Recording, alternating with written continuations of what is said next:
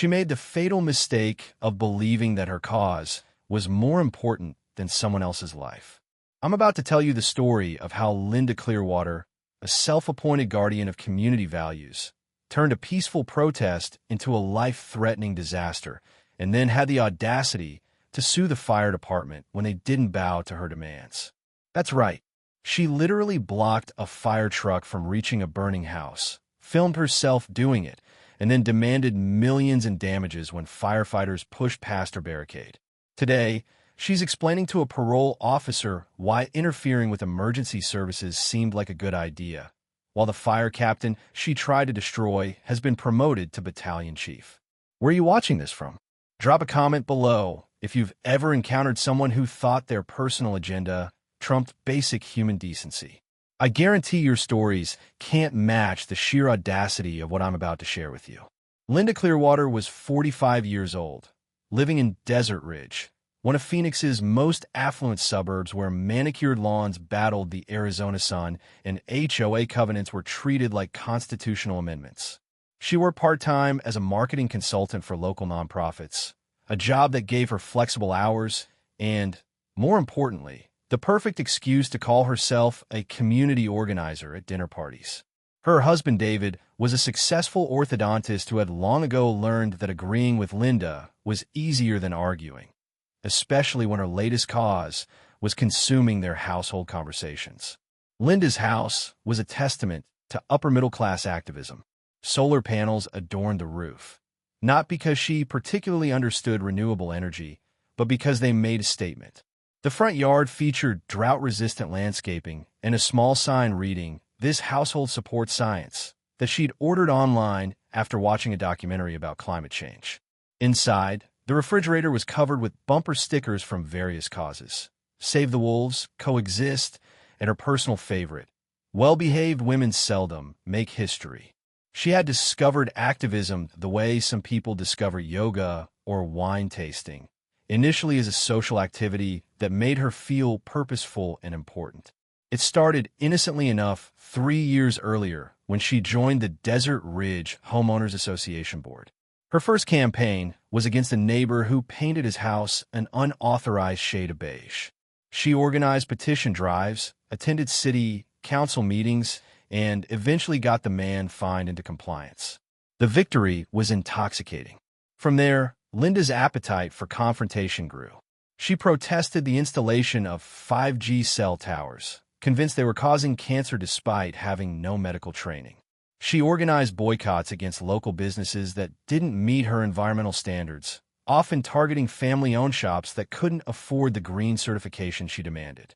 Her Facebook page became a constant stream of outrage posts, each one garnering dozens of supportive comments from like-minded neighbors who mistook her passion for expertise.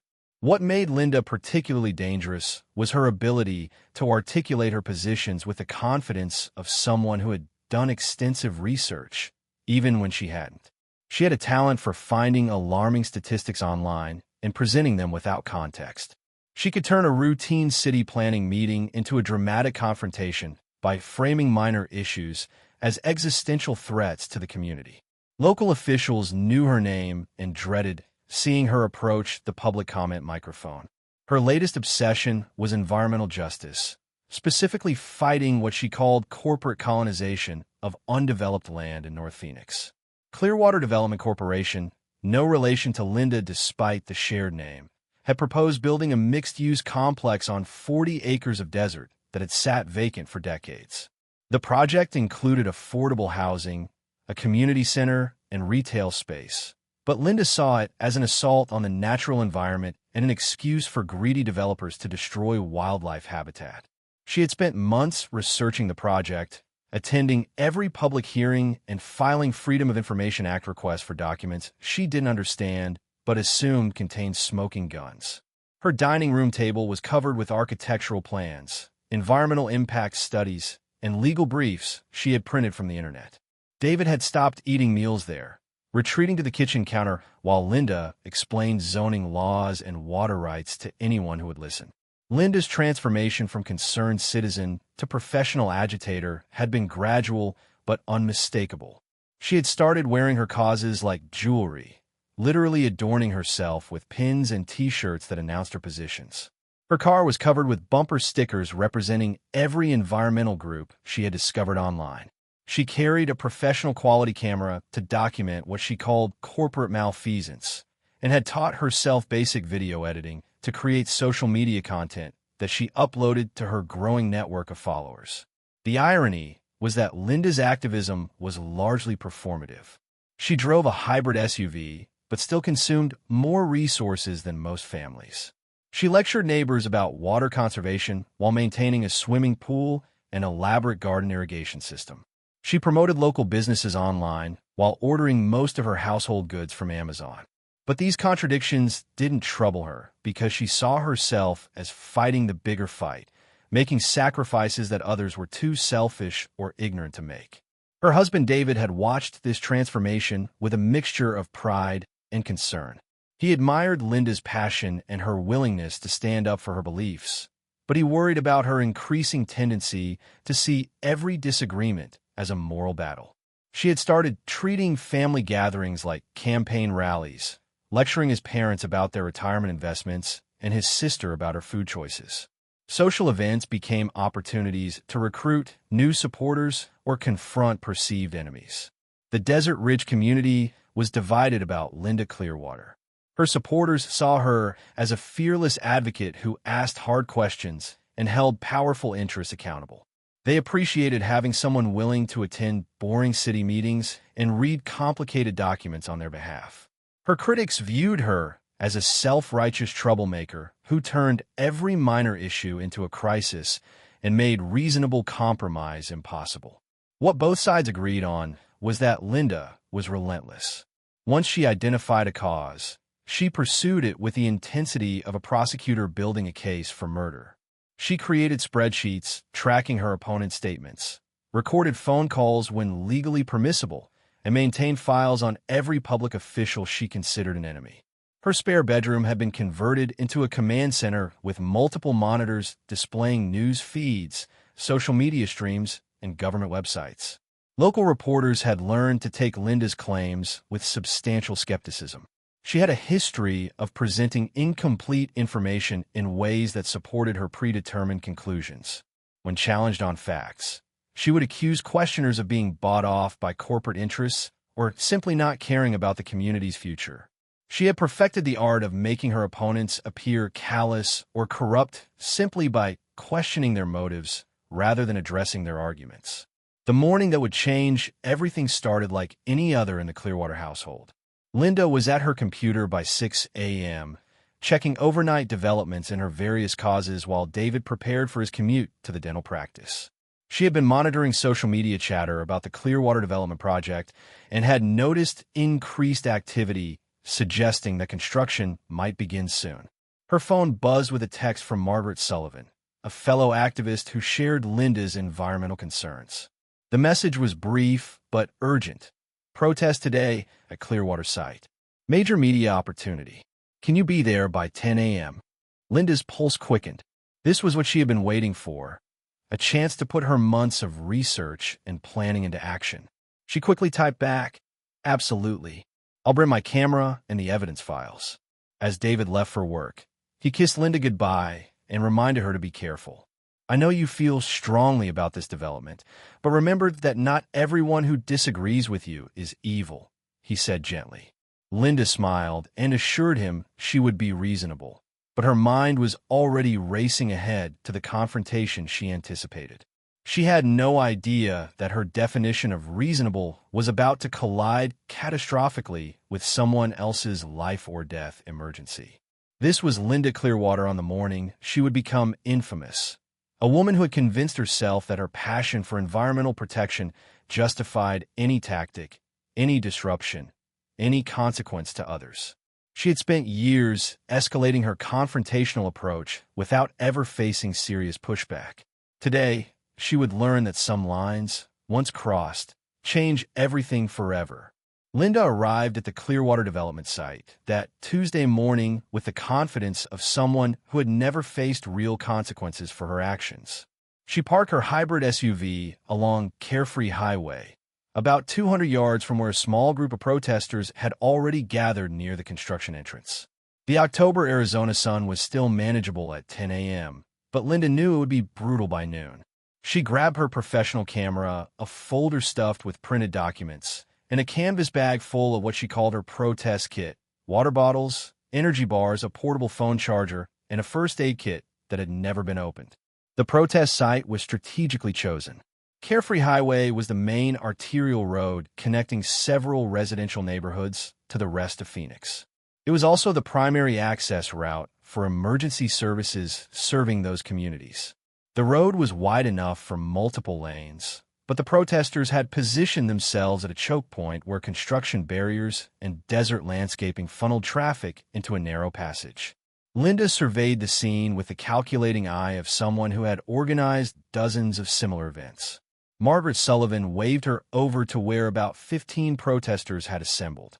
Margaret was 10 years older than Linda, a retired college professor who had dedicated her golden years to environmental activism with the fervor of someone making up for lost time. She wore a faded Earth First t-shirt and carried a sign reading "Protect Desert Wildlife" in hand-painted letters. The other protesters were a familiar mix: college students from Arizona State University getting credit for a sociology class, retirees with time on their hands and causes to champion, and a few middle-aged professionals like Linda who treated activism as a hobby that made them feel important. "Linda, thank God you're here," Margaret said, rushing over with obvious relief.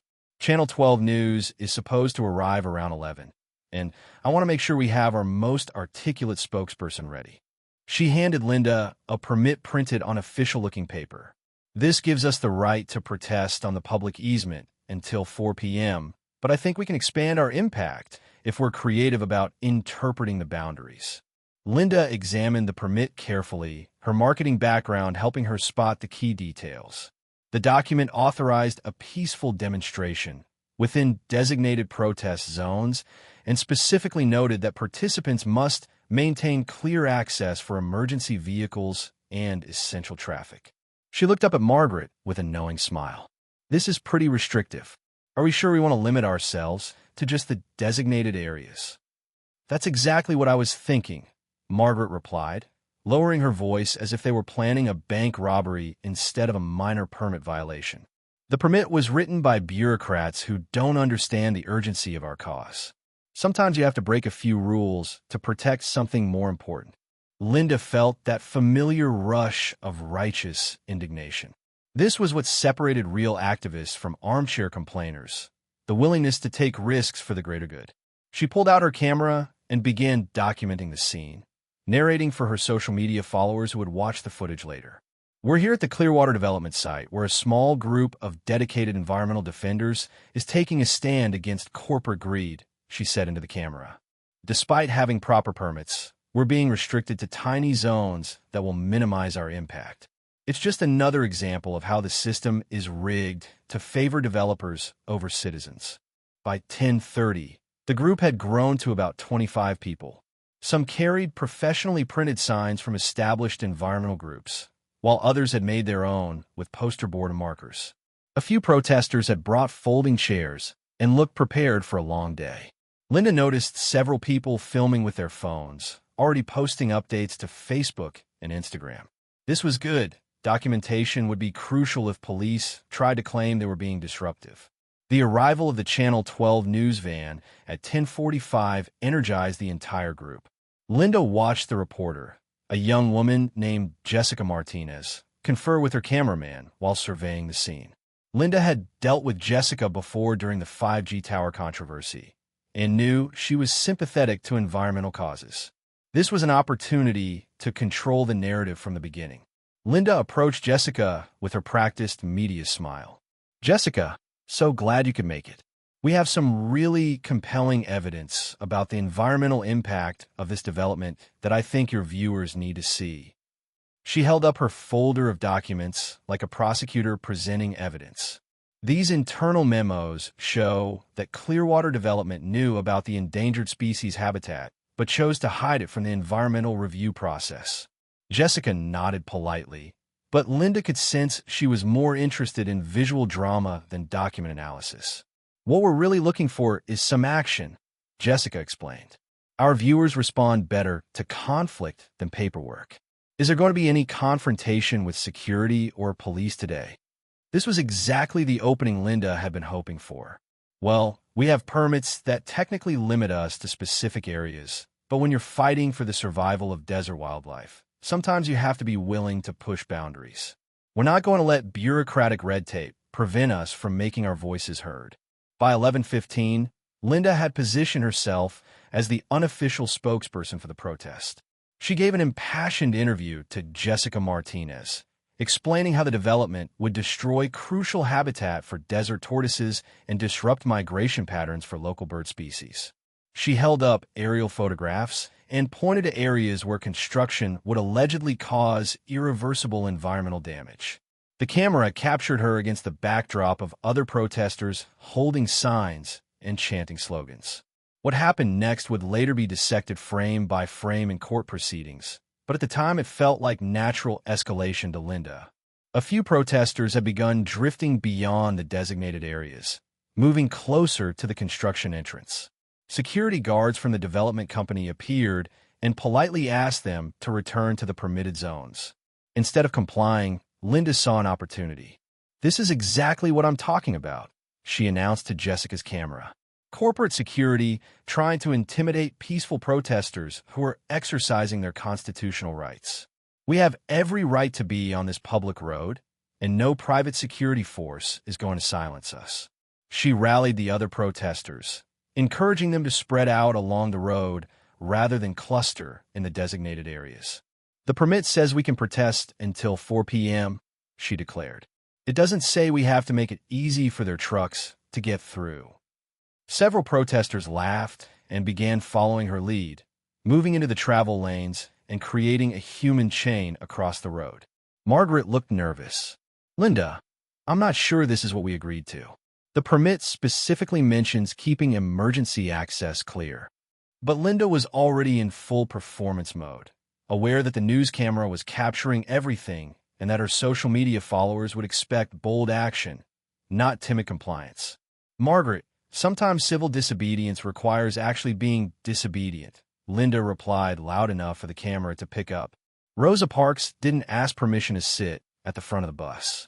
The suffragettes didn't request permits to chain themselves to the White House. Real change requires real sacrifice. The comparison was absurd. Blocking traffic to protest a development project hardly equated to the civil rights movement, but it sounded noble and decisive. Linda could see Jessica Martinez writing notes, clearly pleased with the dramatic turn the story was taking. The other protesters, caught up in the moment and Linda's rhetoric, began linking arms across both lanes of Carefree Highway. By noon, they had completely blocked the road. Traffic was backing up in both directions as confused drivers tried to figure out what was happening.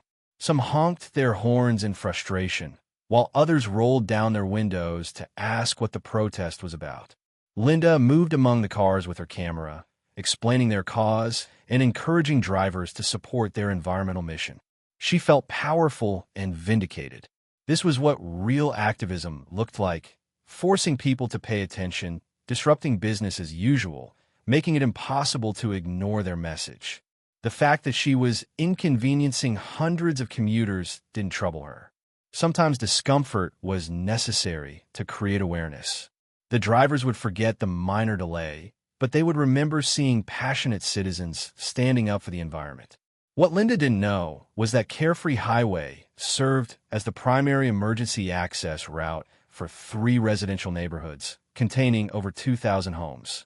Fire Station 47, located 8 miles away, relied on this road to reach those communities within the response time standards that could mean the difference between life and death. The protesters had unknowingly positioned themselves at the most critical choke point in the entire emergency services network for North Phoenix. Linda also didn't know that at 12:17 p.m., while she was giving another impromptu interview to a blogger who had arrived to document the protest, a kitchen fire had started in the home of 72-year-old Robert Martinez, a retired teacher who lived alone in Desert Vista Estates. one of the neighborhoods now cut off by the protest. The fire had started small, a grease pan left unattended while Robert went to answer the phone, but was spreading rapidly through his 1980s built home with its original wiring and outdated smoke detection system. As Linda basked in the attention and adrenaline of leading a successful act of civil disobedience, she had no idea that her decision to ignore permit restrictions and block emergency access was about to transform from a minor legal infraction into a life-threatening catastrophe. She was so focused on the cameras and the crowds that she failed to notice the sound that would soon shatter her world. The distant wail of sirens growing louder as Fire Engine 47 raced toward a confrontation that would destroy everything Linda thought she knew about the righteousness of her cause.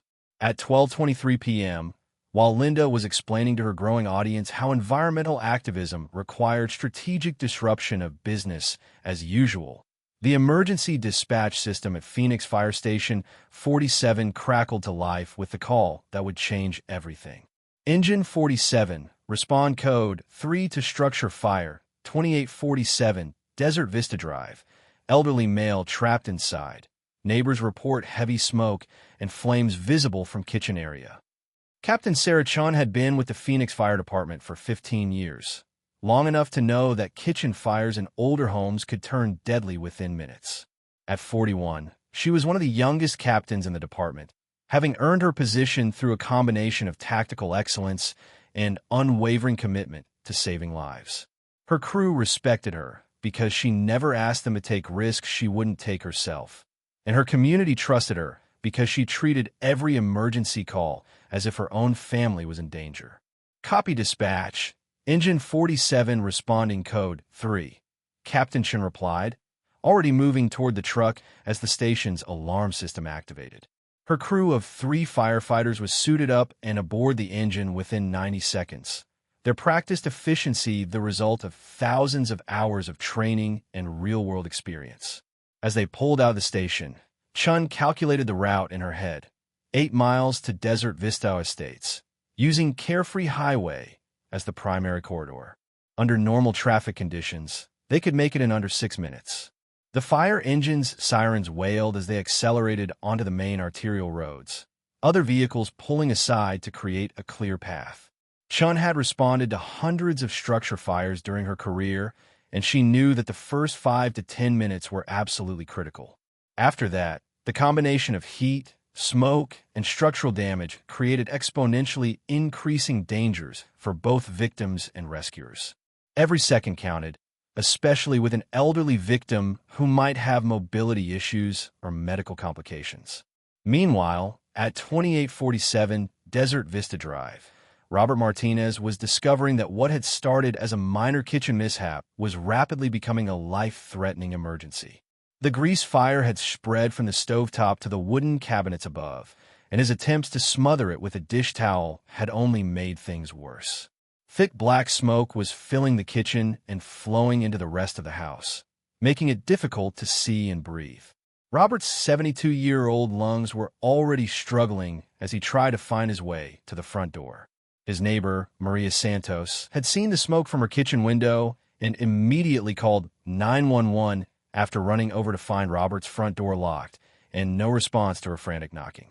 She could hear him coughing inside, but couldn't see him through the smoke-darkened windows. "Please hurry," she had told the dispatcher. "He's an elderly man who lives alone, and there's so much smoke. I think he might be trapped in there." Engine 47 was making good time until they reached the intersection of Cave Creek Road and Carefree Highway at 12:26 p.m. That's when Captain Chun first saw the crowd of protesters blocking the road ahead. From a distance, it looked like a typical traffic jam, but as they got closer, she could see people standing in the roadway holding signs and what appeared to be a news crew filming the scene. "What the hell is this?" muttered Jake Rodriguez, the engine's driver, as he slowed their approach. He had 12 years of experience navigating Phoenix traffic during emergencies, but he had never encountered anything quite like this. The protesters had formed a human chain across both lanes of traffic, with cars backed up in both directions and no clear path through. Captain Chun grabbed the radio microphone. "Engine 47 to dispatch. We have a roadway obstruction at Carefree Highway near the Clearwater development site.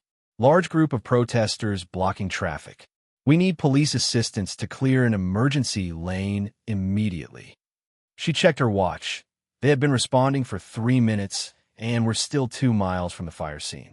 Through the windshield, they could see a woman with a camera moving among the protesters, apparently organizing the demonstration. She appeared to be speaking to the news crew and seemed completely unconcerned about the emergency vehicle approaching with full lights and sirens. Captain Chun felt her professional patience beginning to strain. In 15 years of emergency response, she had never encountered protesters who ignored emergency vehicles. Jake activated the engine's horn in addition to the sirens, creating a deafening blast that should have been impossible to ignore. The massive fire truck, weighing over 40,000 pounds when fully loaded, was an imposing sight with its flashing lights, reflective striping, and emergency equipment clearly visible. Most people instinctively moved aside when they saw it coming. These protesters didn't even turn around. Captain Chun made a decision that she would later have to justify in multiple court proceedings. She ordered Jake to drive slowly toward the protest line while she attempted direct communication with the organizers. "Move up gradually," she instructed. "I'm going to try talking to whoever's in charge here." As the fire engine approached the protest line, Linda Clearwater looked up from her interview with Jessica Martinez and saw the red truck with its flashing lights. Her first reaction wasn't concern or urgency, it was opportunity. This was exactly the kind of dramatic confrontation that would elevate their protest from a local story to regional news. She signaled to Margaret and the other protesters to hold their positions while she walked toward the fire truck with her camera rolling. "This is perfect," she told Jessica Martinez. "Watch how they try to intimidate peaceful protesters. This is exactly the kind of heavy-handed government response that proves our point about the system being rigged against ordinary citizens." Captain Chun climbed down from the engine and approached Linda, her expression professional but urgent. She was wearing her full fire gear, helmet, reflective coat, heavy boots, and carried herself with the authority of someone accustomed to being obeyed in emergency situations. "Ma'am, I'm Captain Chun with Phoenix Fire Department. We have an emergency call and need you to clear this roadway immediately." Linda raised her camera, making sure to capture the interaction. "Officer, we have permits to protest here until 4 p.m. today. This is a peaceful demonstration on a public roadway, and we have constitutional rights that don't disappear just because you're having a busy day." "I'm not an officer. I'm a fire captain," Chin replied, her voice remaining steady despite her growing frustration. "And this isn't about permits or protests. We have a structure fire with an elderly man trapped inside about 2 miles from here. Every minute we're delayed increases the risk to his life. I need you to move your people aside so we can get through." Linda felt a momentary flicker of uncertainty, but she pushed it aside. Emergency services always claimed urgency when they wanted to shut down protests. It was one of the oldest tricks in the authoritarian playbook. "Captain, I'm sure you deal with many calls during your workday, but that doesn't give you the right to violate our constitutional freedoms. There are other routes you can take. This is a permitted demonstration, and we're not moving." Captain Chun felt her professional composure beginning to crack. In her 15-year career, she had never encountered someone who refused to yield to emergency vehicles. The concept was so foreign to her experience that she initially assumed there must be some misunderstanding. "Ma'am, I don't think you understand. This is the only practical route to reach the fire scene. Every minute we're delayed puts someone's life in danger." "That's exactly what they want you to say," Linda replied, speaking as much to her camera as to the captain. "Fear tactics designed to make citizens abandon their rights. How convenient that there's always an emergency whenever people try to exercise their constitutional freedoms." Jessica Martinez, sensing a dramatic story unfolding, moved closer with her cameraman to capture the confrontation. Other protesters had gathered around, some looking uncertain as they realized they were blocking an actual fire truck, but others following Linda's lead and treating the situation as evidence of government overreach. Captain Chun made one more attempt at reasoning. "Listen, I understand you have concerns about the development project, but right now, there's a 72-year-old man breathing smoke in a burning house. His name is Robert Martinez. He's someone's father, maybe someone's grandfather. Are you really going to prevent us from trying to save his life?" For a moment, Linda hesitated. The specific details, a name, an age, the reference to family, made the emergency feel more real than the abstract claims of urgency she had dismissed. But then she looked around at the cameras, the protesters watching her response, the news crew documenting everything. This was her moment to prove that she wouldn't be intimidated by authority figures using emotional manipulation. "I'm sorry if there really is an emergency," Linda said, her voice taking on the tone of someone making a reasonable concession, "but you have radios and dispatch systems. You can call for another truck to take a different route. What you can't do is steamroll over citizens' rights just because it's convenient for you." Captain Chun stared at Linda for a long moment, trying to process the fact that someone was actually preventing her from responding to a fire call. Behind her, she could hear Jake Rodriguez on the radio requesting immediate police assistance and asking dispatch about alternate routes. The problem was that there were no practical alternate routes that wouldn't add at least 10 minutes to their response time. "Engine 47 to dispatch," Chun radioed. "Protesters are refusing to clear emergency access on Carefree Highway. Can you confirm status of alternate routes to Desert Vista Drive?" The response crackled back immediately. "Engine 47, closest alternate route adds 12 minutes to response time. Police units en route, but ETA 8 minutes. 12 additional minutes." Captain Chin knew what that meant in a structure fire involving an elderly victim. It could mean the difference between a rescue and a recovery. It could mean the difference between Robert Martinez going home to his family and his family planning a funeral. As Linda continued explaining to the news camera why emergency services couldn't be allowed to override constitutional rights, she had no idea that she was about to become the protagonist in a real-life morality tale about the difference between standing up for principles and simply standing in the way of human decency. She was so focused on her moment in the spotlight that she couldn't hear what Captain Chun was hearing through her radio. The increasingly desperate calls from dispatch as the fire at 2847 Desert Vista Drive continued to spread, and Robert Martinez's chances of survival decreased with every passing second. What happened next would be replayed in courtrooms, analyzed by legal experts, and dissected by ethics professors as a case study in how good intentions can lead to catastrophic consequences. At 12:29 p.m., with Robert Martinez now trapped in his smoke-filled home for 12 minutes and fire engine 47 blocked by protesters for 3 crucial minutes, Linda Clearwater made the decision that would define the rest of her life. Captain Chin's radio crackled with an update that made her blood run cold. "Engine 47, be advised we're getting reports of flames now visible through windows at 2847 Desert Vista Drive. Neighbor reports victim was last seen trying to exit through front door, but retreated due to smoke. Time is critical." Linda heard the radio transmission, but remained convinced it was psychological manipulation designed to break her resolve. She had read about these tactics in her online activism research. Authorities always escalated their claims of urgency when faced with determined resistance. The key was not to be intimidated by theatrical displays of authority. "Captain, I can see you're frustrated, but manufacturing urgency to shut down legitimate protest is exactly why people don't trust government anymore," Linda announced, making sure her voice carried to the news cameras.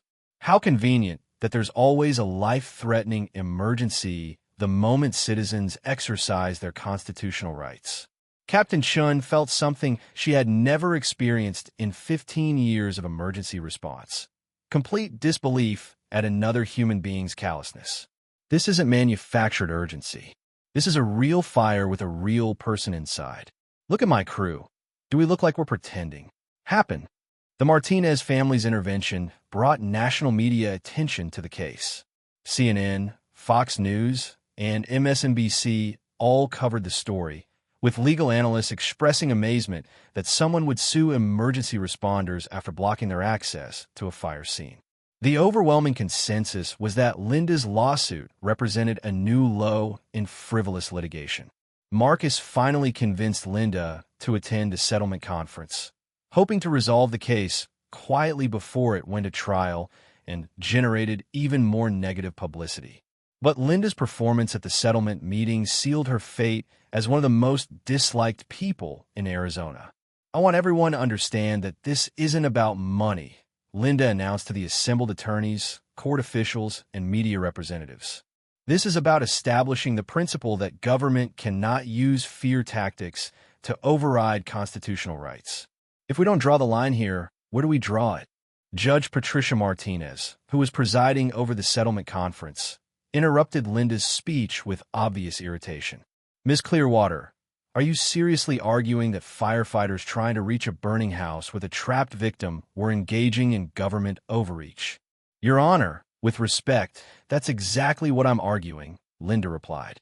"Emergency services are always claiming urgency when they want to shut down protests they don't like. We can't allow emotional manipulation to override constitutional law." The room fell silent as everyone processed what Linda had just said.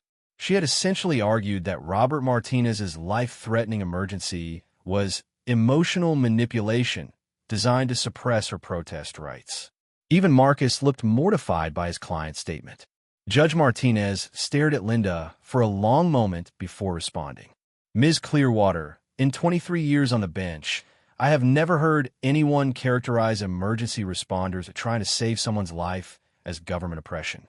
Your lawsuit is frivolous, your arguments are offensive, and your attitude toward the harm you caused is appalling.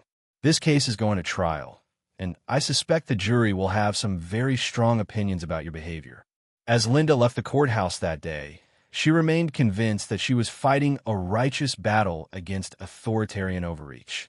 She had no idea that her own words had just made her one of the most reviled people in Arizona, or that the trial Judge Martinez had promised would become a public spectacle that would destroy what remained of her reputation and finances. The woman who had started as an environmental activist trying to protect desert wildlife was about to become a cautionary tale about what happens when ego and ideology override basic human decency. The transformation of public opinion against Linda Clearwater didn't happen gradually. It happened like a dam bursting. Within 48 hours of her lawsuit being filed, security footage from 3 different businesses had been released, creating an undeniable timeline of events that contradicted every claim Linda had made about government overreach and police escalation. The woman who had portrayed herself as a civil rights pioneer was about to become the most despised person in Phoenix. The Circle K convenience store footage was particularly damaging because it captured Linda's conversation with Jessica Martinez, where she explicitly stated that constitutional rights don't pause for government convenience, while Fire Engine 47 sat blocked behind her. The audio was crystal clear, and there was no ambiguity about her dismissive attitude toward what she called Robert Martinez's bad day. But it was the Wells Fargo ATM camera that provided the most devastating evidence. The bank's security system had captured the entire 11-minute confrontation from an elevated angle that showed the complete timeline. Captain Chen's arrival, her attempts to reason with Linda, the protesters linking arms at Linda's direction, and Linda's animated gestures as she explained to the news crew why emergency services couldn't override her protest rights. Maria Santos, Robert Martinez's neighbor who had called 911 and witnessed the fire, was the first to speak publicly about watching Linda's live stream while her neighbor was trapped in his burning house. "I couldn't believe what I was seeing," she told Channel 12 News. "This woman was actually celebrating blocking the fire truck, while I could see smoke pouring out of Robert's windows. She was treating it like some kind of game." The environmental groups that Linda had claimed to represent began distancing themselves from her actions almost immediately. The Sierra Club's Arizona chapter issued a statement that read, "While we support peaceful protest and environmental advocacy, we categorically condemn any actions that interfere with emergency responders. Ms. Clearwater's behavior does not represent our values or methods." Desert Advocates, the local environmental group where Linda had been a member for 2 years, held an emergency board meeting and voted unanimously to revoke her membership. "Environmental protection cannot come at the cost of human safety," their statement read. What Ms. Clearwater did was not activism. It was reckless endangerment disguised as civil rights advocacy. Even Margaret Sullivan, who had initially supported the protest, published a Facebook post apologizing for her role in the incident. "I was wrong to follow Linda's lead that day." When emergency responders arrive on scene, the protest stops. Period. "I'm deeply sorry for my part in delaying help from Mr. Martinez, and I pray for his full recovery." The Desert Ridge Homeowners Association, where Linda had served on the board for 3 years, called a special meeting to address what they euphemistically termed recent events involving a board member. The meeting, held in the community center where Linda had organized countless campaigns against neighbors who violated HOA regulations, drew over 200 residents, the largest attendance in the association's history. Linda attended the meeting expecting to defend her actions and educate her neighbors about constitutional rights and government overreach. Instead, she walked into a room full of people who had seen the security footage and understood exactly what she had done. "Linda, you blocked a fire truck," said Janet Morrison, a neighbor who had purchased eggs from Linda's protests in the past. "My husband is a retired paramedic, and he says what you did could have gotten someone killed. How do you justify that?" Linda stood at the podium where she had delivered countless presentations about environmental issues and community standards, but this time the audience was hostile. "I understand people are upset because they've been influenced by media coverage that takes everything out of context," she began. What happened that day was a peaceful protest that was disrupted by authorities using fear tactics to suppress constitutional rights. The room erupted in angry shouting. "We saw your own video," called out Mike Stevens from the back row. "You said the man's emergency was just someone having a bad day. How is that out of context?" Linda felt the familiar surge of righteous indignation that had sustained her through years of activist confrontations. "Mike, if you actually understood constitutional law instead of just reacting emotionally to media manipulation, you'd realize that emergency services are always claiming urgency when they want to shut down protests they don't like." The response was immediate and overwhelming. Nearly every person in the room began shouting at once, expressing outrage that Linda was still defending her actions weeks after Robert Martinez had nearly died. Board member Steve Washington called for order and then delivered the announcement that Linda had been dreading. "Based on the serious nature of recent events and the negative impact on our community's reputation, the board has voted unanimously to remove Linda Clearwater from her position, effective immediately," Washington announced. "Additionally, we are exploring whether her actions violated community standards that could affect her residency here." Linda felt the ground shifting beneath her feet. This was her neighborhood, her community, the place where she had built her reputation as someone who stood up for important causes. "You can't remove me for exercising my constitutional rights," she protested. This is exactly the kind of authoritarian response that proves why we need people willing to resist government overreach. But her neighbors were no longer buying her civil rights narrative. Carol Peterson, whose husband was a firefighter with a neighboring department, stood up to address the room. "Linda, my husband risks his life every day to save people like Mr. Martinez. The idea that you would block emergency responders and then claim you're the victim is disgusting. You should be ashamed of yourself." The meeting ended with Linda walking out to a chorus of boos and calls for her to move out of the neighborhood. As she drove home, she passed several houses displaying signs reading, "We support first responders," and "Emergency access saves lives." Obvious responses to her actions that made her feel isolated in her own community. Social media had become a nightmare for Linda. The hashtag #FireTruckKaren was trending nationally, with hundreds of thousands of posts condemning her actions. Someone had created a parody Twitter account called @ConstitutionalKaren that posted fake quotes, supposedly from Linda, defending increasingly absurd positions, like blocking ambulances during heart attacks to protest healthcare costs. Worse yet, her own livestream footage had been edited into compilation videos that highlighted her most tone-deaf statements. One particularly viral TikTok video showed her saying, "Someone having a bad day," followed by footage of Robert Martinez being carried unconscious from his burning house. It had been viewed over 2 million times. Linda's consulting business, which specialized in marketing for nonprofit organizations, began losing clients as news of her lawsuit spread. The Phoenix Women's Shelter, her largest account, terminated their contract after board members expressed concern about being associated with her actions. "We can't have our organization represented by someone who shows such callous disregard for human welfare," their termination letter stated. David was struggling with the social isolation that came with being married to the most hated person in Phoenix. His dental practice had received angry phone calls from people demanding that he denounce his wife's actions. Several longtime patients had switched to other dentists, citing their inability to support someone married to the fire truck lady. "Linda, you need to understand how serious this has become," David told her during a tense conversation over dinner. "My practice is suffering, our neighbors won't speak to us, and you're facing criminal charges. Maybe it's time to admit you made a mistake and try to make things right." But Linda was psychologically incapable of accepting responsibility for the consequences of her actions. "David, you're letting them manipulate you with guilt and fear. This is exactly how authoritarian systems work. They turn families and communities against people who stand up for their rights. I need your support now more than ever." The breaking point in their marriage came when David discovered that Linda had been secretly recorded discussing strategy with Marcus during one of their legal meetings. In the recording, which had been leaked to local media, Linda was heard saying, "We need to focus on making me look like the victim here. If we can show that the emergency was exaggerated or that there were other routes available, we can turn public opinion around."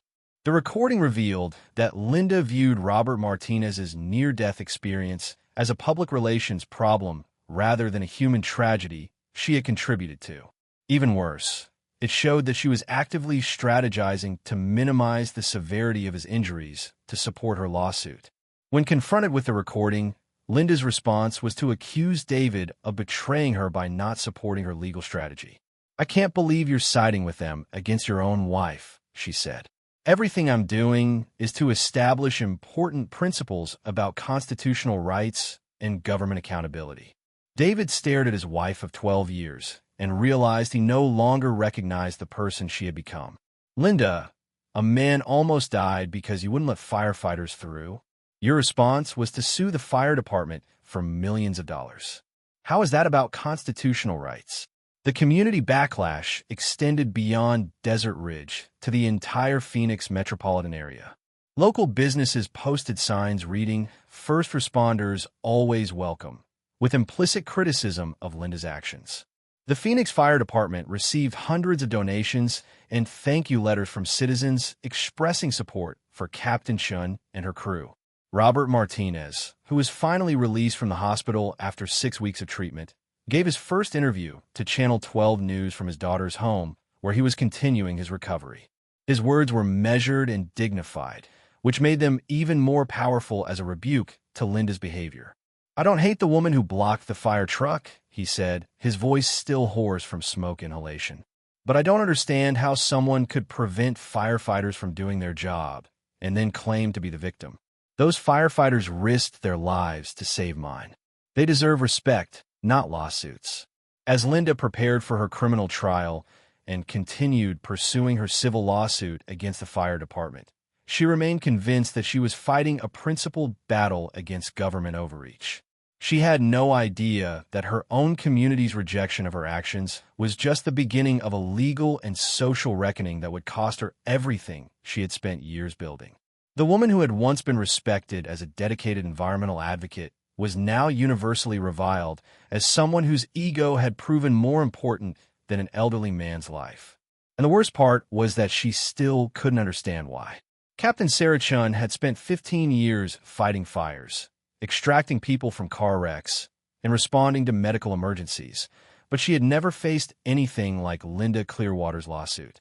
Being accused of violating the constitutional rights of someone who had prevented her from saving a life was beyond anything she had encountered in her career.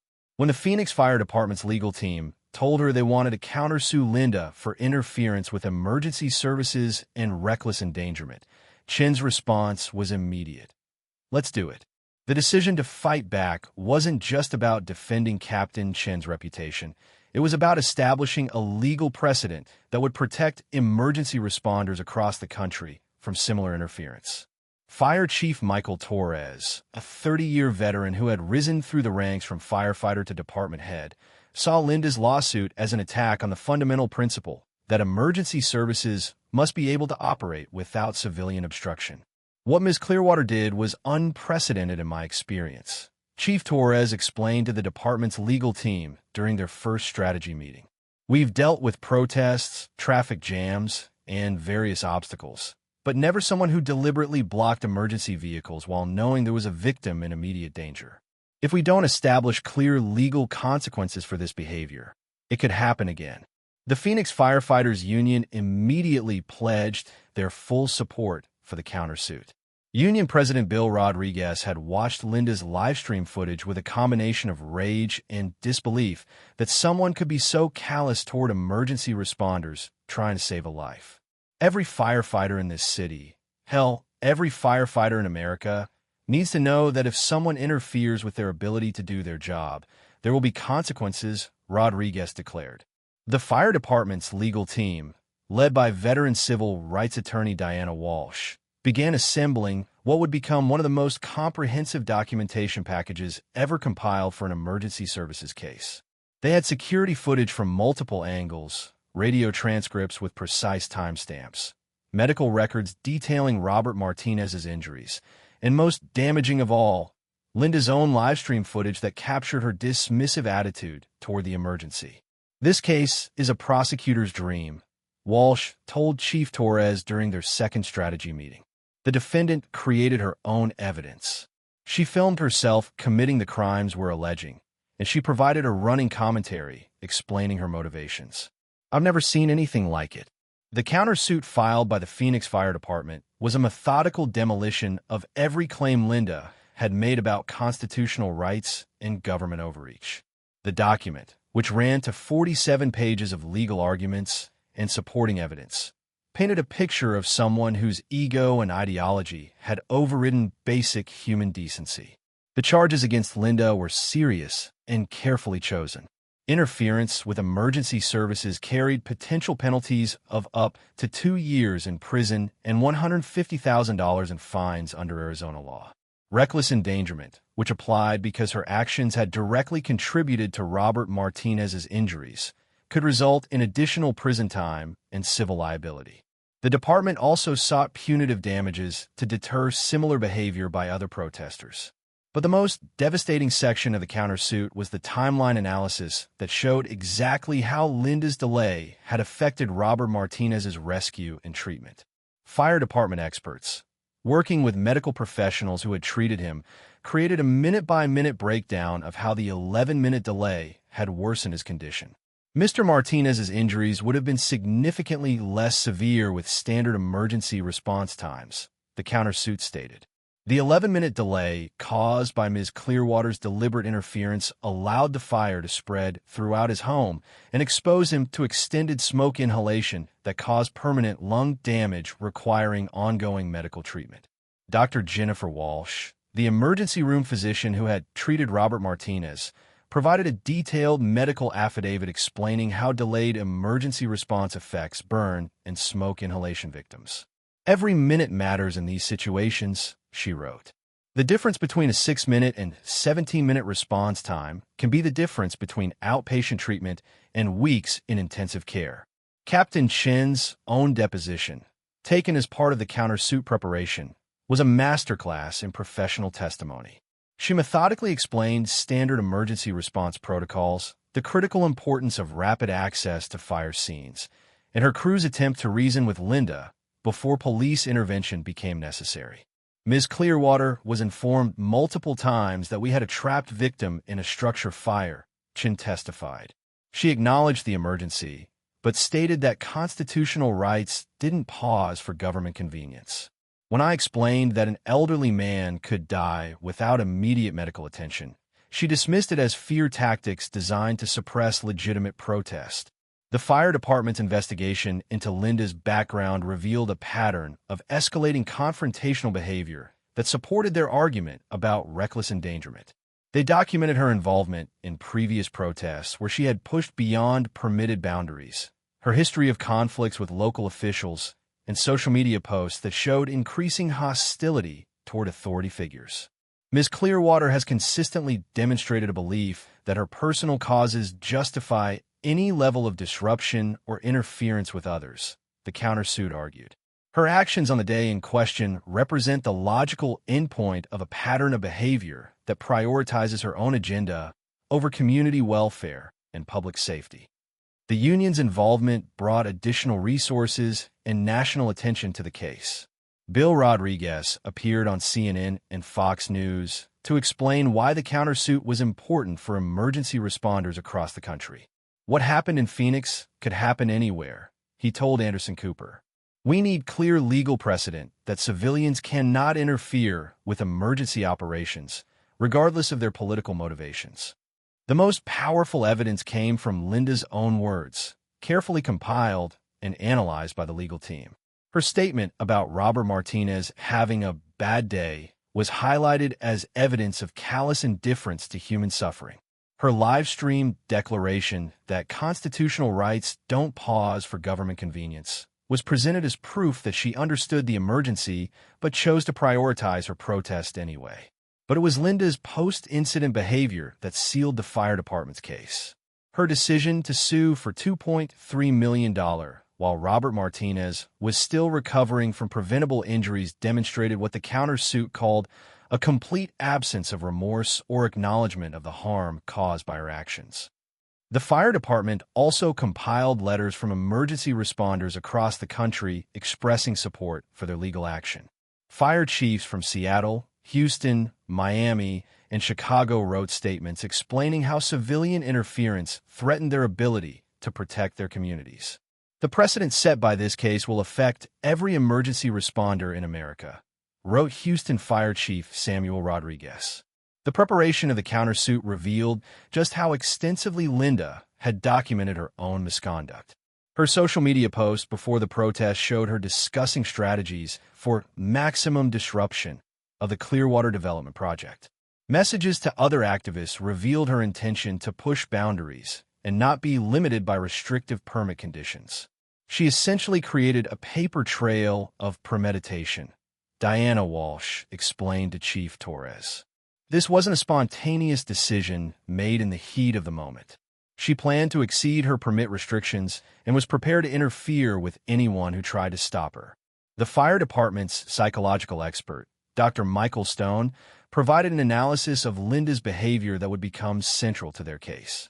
Dr. Stone, who specialized in crisis decision-making and emergency response psychology, concluded that Linda exhibited classic narcissistic behavior patterns that made her incapable of recognizing the legitimate needs of others. Ms. Clearwater's actions demonstrate someone who views herself as the protagonist in a heroic narrative, Dr. Stone wrote. This self-perception allows her to dismiss the suffering of others as less important than her own agenda.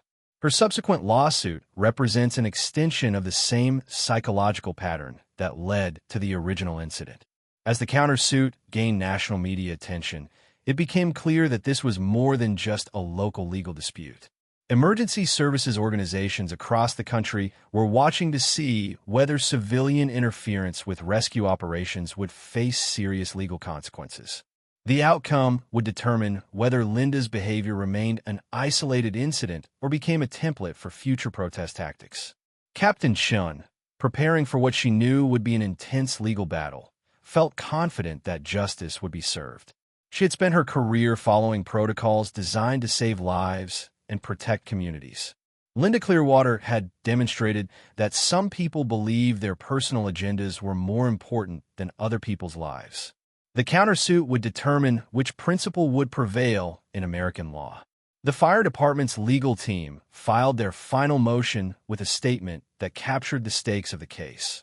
This litigation will determine whether emergency responders can perform their life-saving duties without fear of interference from civilians who believe their causes justify any level of disruption. The outcome will affect every firefighter, paramedic, and police officer in America who risks their lives to protect others. As the legal battle intensified, Linda Clearwater was about to learn that there's a vast difference between standing up for principles and simply standing in the way of people trying to save lives. The fire department she had sued was fighting back with the full force of law and the support of emergency responders across the nation.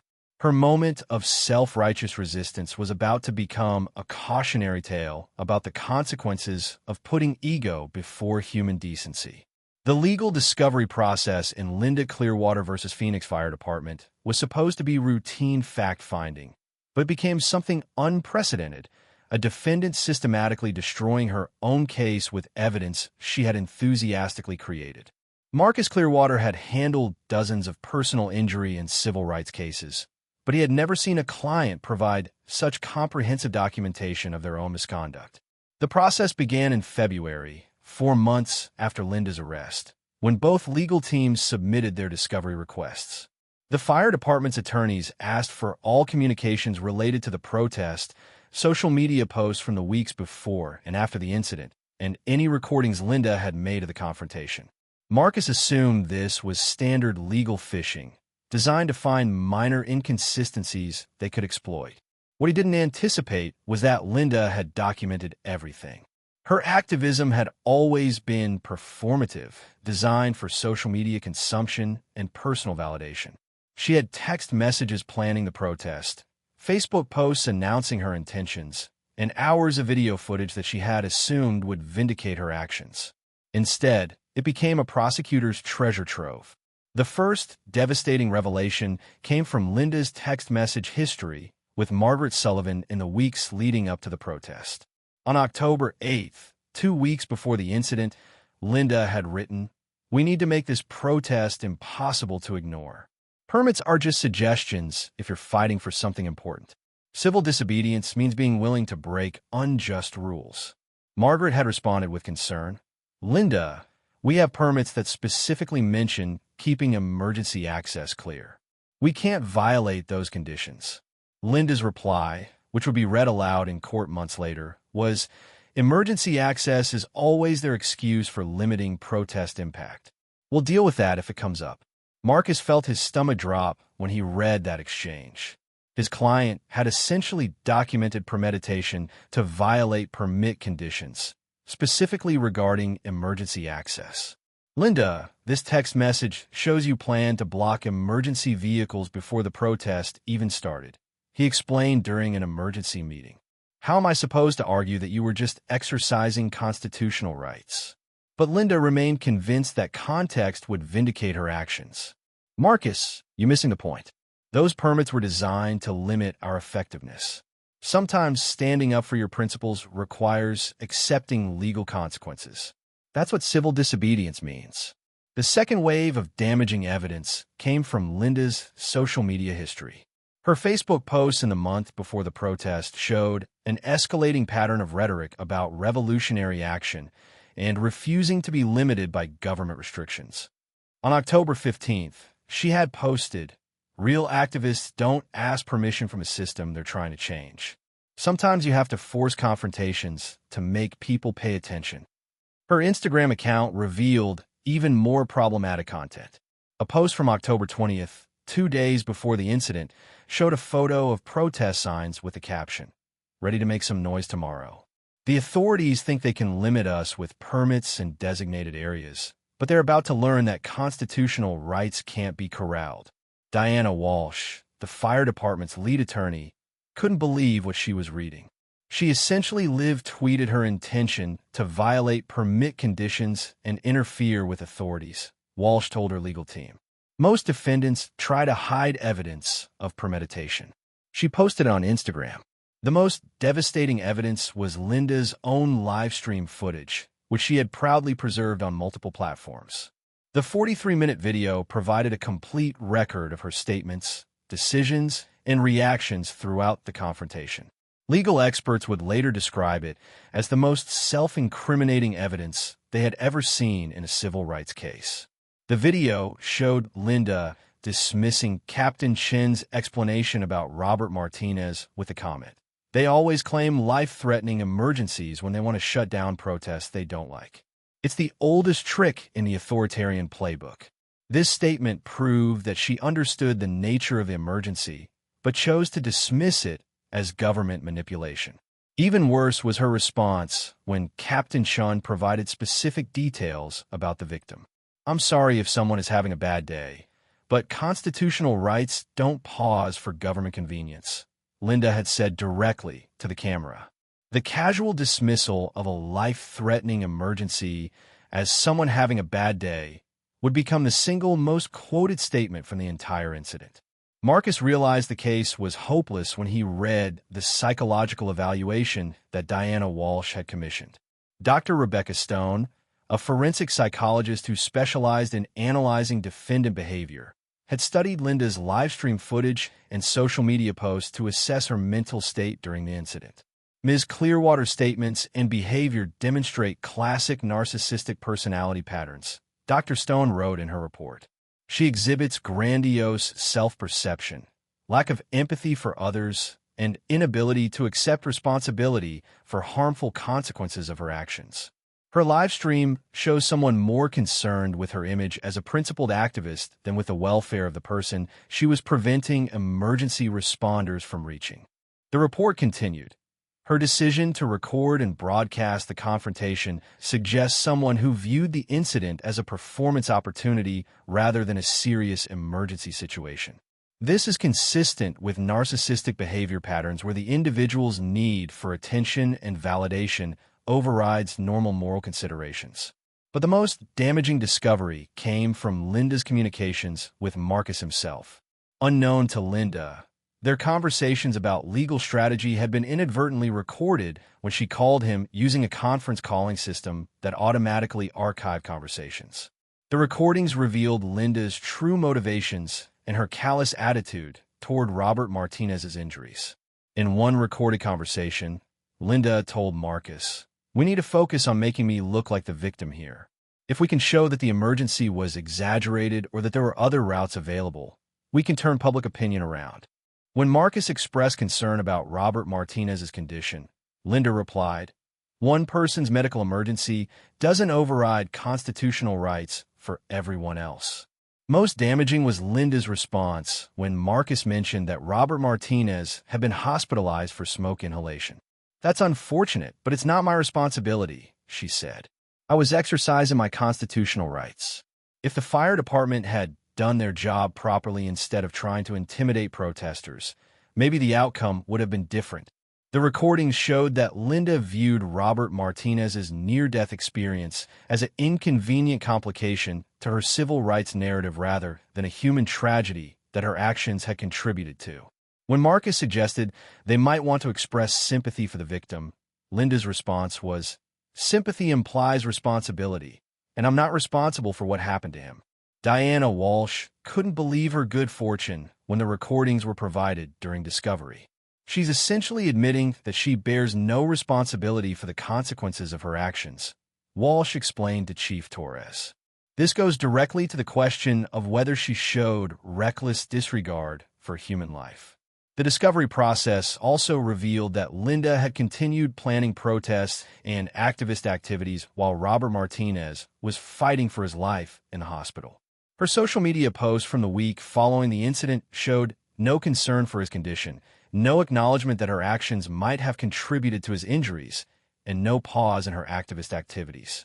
On October 25th, 3 days after the incident while Robert was still in intensive care, Linda posted on Facebook, "The establishment is trying to use fear tactics to silence environmental activism. One incident doesn't change the fact that we need to resist corporate colonization of our desert."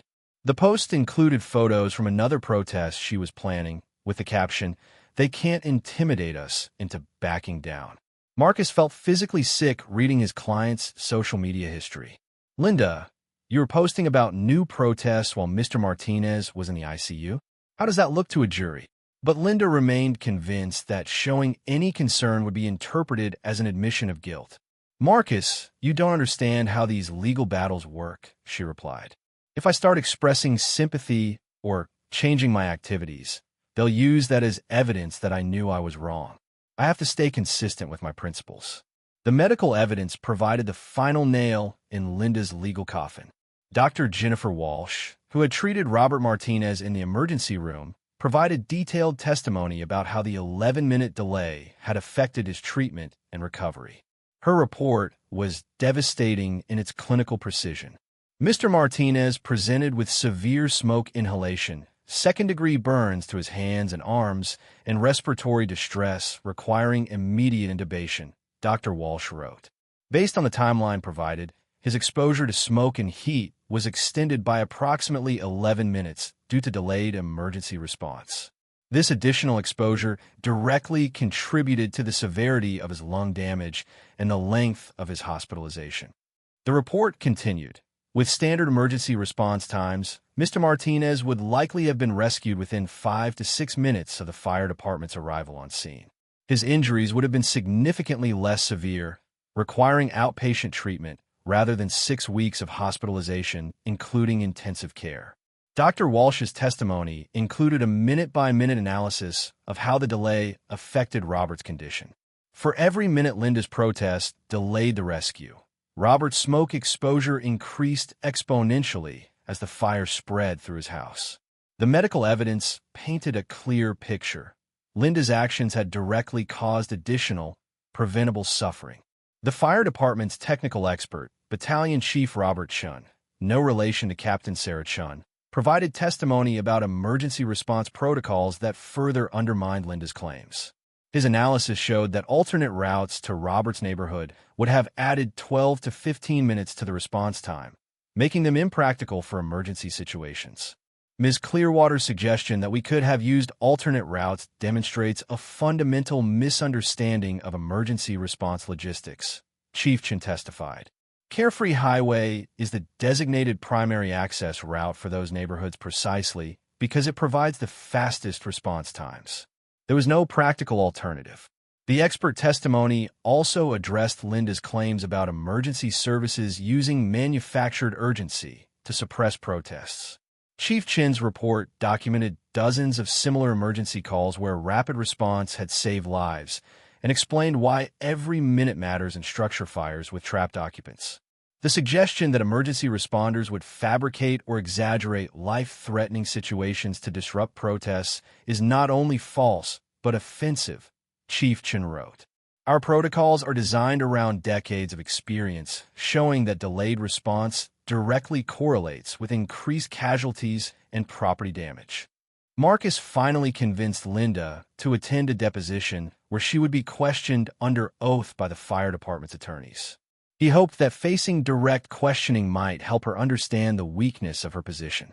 Instead, Linda's deposition became a masterclass in self-incrimination. When asked why she had dismissed Robert Martinez's emergency as someone having a bad day, Linda replied, "I didn't know the specific details of what was happening. Emergency services always claim urgency when they want to shut down protests. I had to assume this was another example of that pattern." Diana Walsh pressed further. "But Captain Chun specifically told you there was an elderly man trapped in a burning house. How is that not a legitimate emergency?" Linda's response was devastating. She could have been lying to manipulate me into abandoning my constitutional rights. Authorities say whatever they think will work to get protesters to back down. So you believe Captain Chun was lying about Mr. Martinez being trapped in a fire? I believe she was using emotional manipulation to suppress legitimate protest. Marcus watched his client systematically destroy any remaining credibility she might have had. When Walsh asked if Linda felt any responsibility for Robert Martinez's injuries, Linda replied, "I feel sorry that he was hurt, but my actions were protected by the First Amendment. Constitutional rights don't come with exceptions for convenient timing." The deposition concluded with Linda doubling down on her most indefensible position. When asked if she would make the same decision again under identical circumstances, she replied, "Absolutely. Standing up for constitutional principles sometimes requires accepting that there might be consequences for others.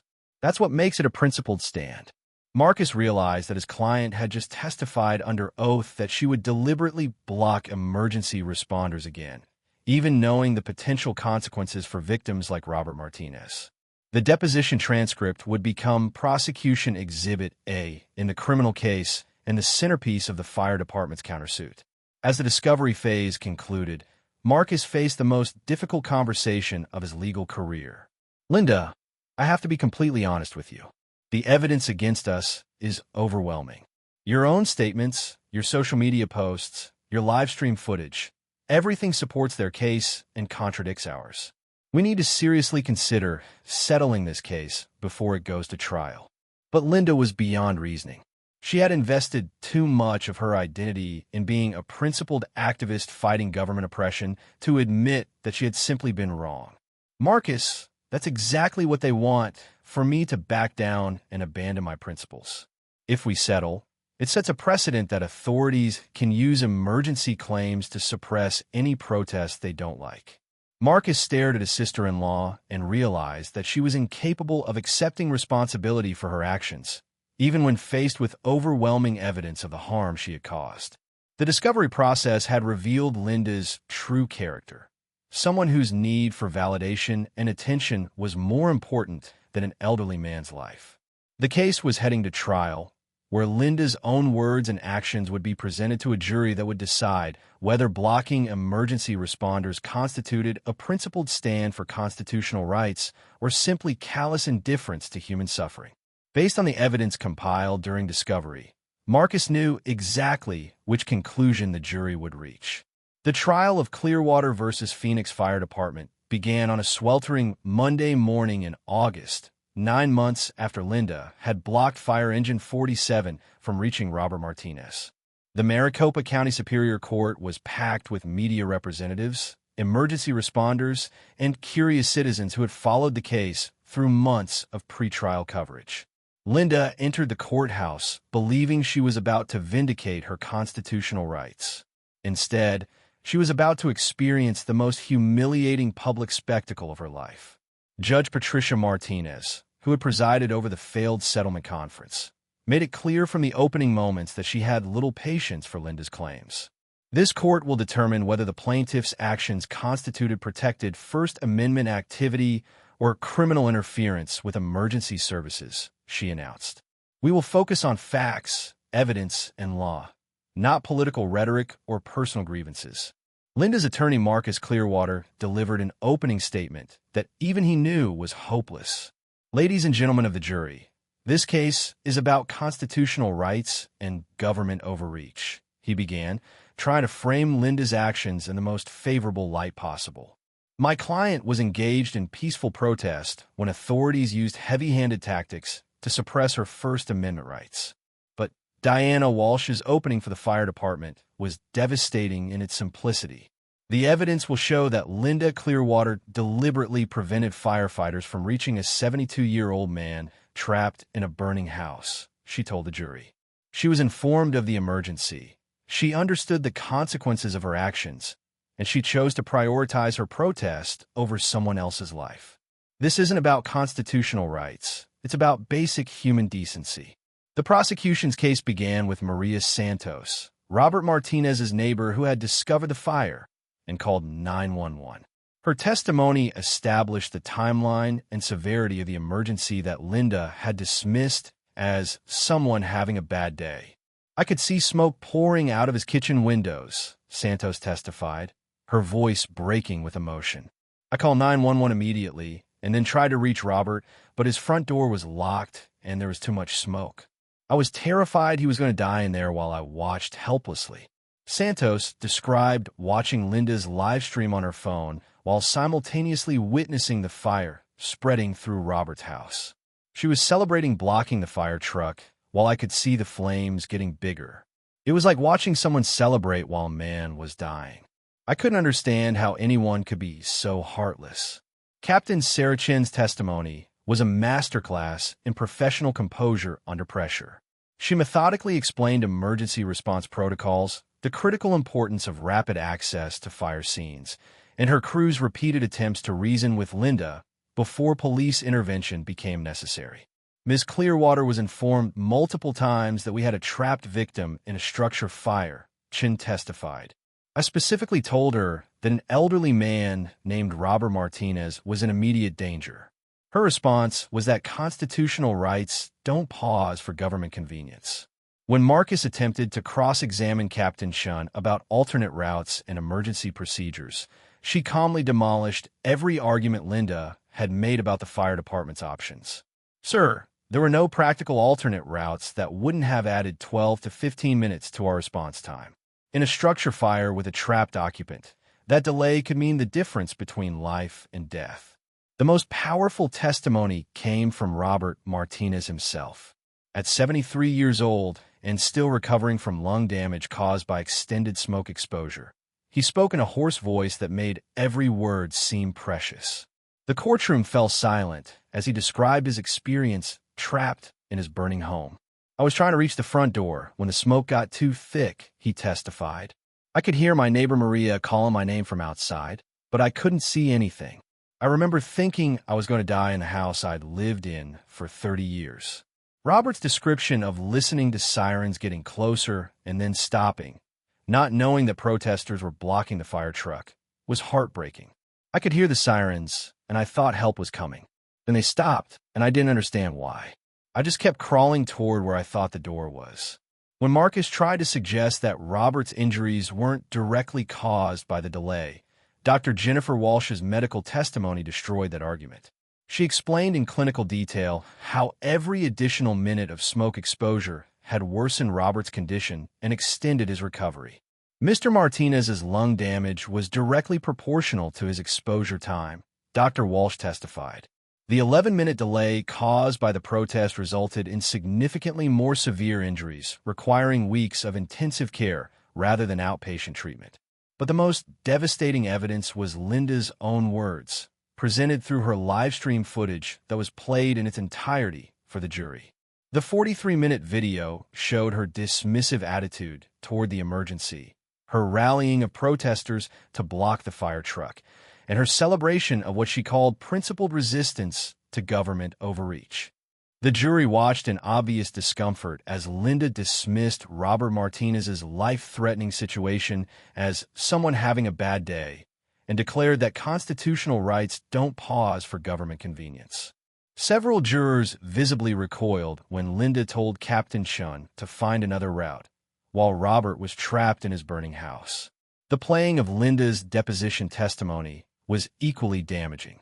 The jury heard her admit under oath that she would make the same decision again under identical circumstances, even knowing the consequences for victims like Robert Martinez.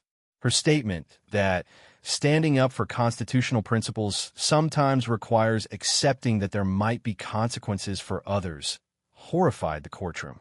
When Linda finally took the stand to testify in her own defense, Marcus knew it would be a disaster, but he had no choice. Linda's personality made it impossible for her to remain silent while her actions were being criticized. She needed to justify herself, even when justification was impossible. "I want the jury to understand that I wasn't trying to hurt anyone," Linda began, her voice carrying the same self-righteous tone that had characterized her activism. "I was standing up for constitutional rights that protect all of us. Sometimes defending those rights requires making difficult decisions." Diana Walsh's cross-examination was surgical in its precision. "Ms. Clearwater, you testified that you were defending constitutional rights. Whose constitutional right includes preventing firefighters from reaching someone trapped in a burning house?" Linda's response revealed the narcissistic thinking that had driven her actions: my right to peaceful protest and free speech. The government can't use emergency claims to suppress legitimate activism whenever they find it inconvenient. But this wasn't a claim, was it? Mr. Martinez was actually trapped in an actually burning house, correct? I didn't have independent verification of that at the time. Emergency services always claim urgency when they want to shut down protests. The courtroom gasped at Linda's suggestion that the fire department had fabricated Robert Martinez's emergency to suppress her protest. Even Marcus looked mortified by his client's response. Walsh continued the demolition. "Ms. Clearwater, you've heard Mr. Martinez's testimony about being trapped in his burning home. You've seen the medical evidence of his injuries. Do you still believe this was a manufactured emergency?" Linda paused, realizing she was being forced to choose between admitting she was wrong or doubling down on an obviously false position. True to form, she doubled down. I believe authorities will use any available situation to justify suppressing constitutional rights. Whether this specific emergency was real or exaggerated, the principle remains the same. The jury's reaction was immediate and obvious. Several jurors shook their heads in disbelief, while others stared at Linda with expressions of disgust. She had just suggested that Robert Martinez's near-death experience was either fabricated or being exploited for political purposes. Walsh delivered the final blow.